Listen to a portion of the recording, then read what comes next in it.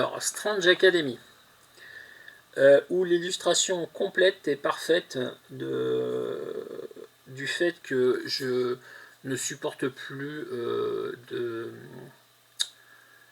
lire des histoires de manière épisodique.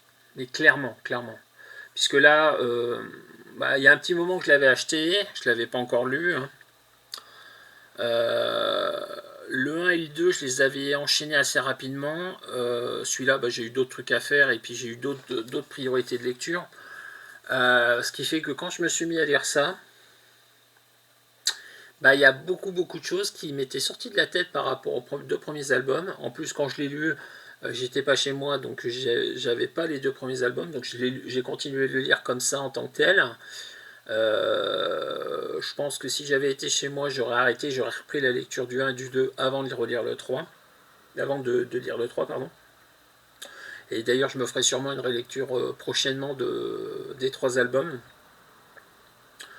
Parce qu'il y a plein de trucs, il y a plein de trucs qui collent pas au niveau de l'histoire pour moi. Il y a plein d'épisodes qui contiennent des références à des choses que j'ai sûrement lues il y a un petit moment, mais qui m'ont pas marqué. C'est ce qui fait que, entre autres, je stocke de plus en plus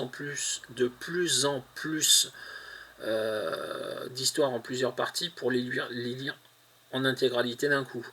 On va parler de ma prochaine lecture dans la prochaine vidéo. Vous verrez que effectivement c'est un des points sur lesquels je reviendrai parce que je l'ai vraiment apprécié. C'est le fait d'avoir tout lu d'un coup. Ouais, donc je vais pas mettre de notes sur Strange Academy 3 parce que je peux pas dire que c'était une lecture agréable en fait. J'ai passé mon temps à me creuser la tête en me disant mais de quoi il cause, mais il s'est passé quoi là, mais je me rappelle pas en fait.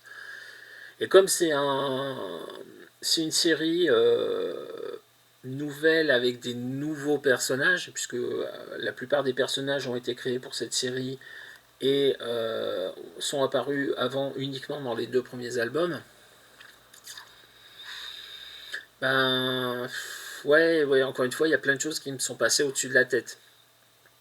Donc, faut vraiment que je me replonge dans la série dans son ensemble pour pouvoir en faire une critique euh, concrète et construite, on va dire.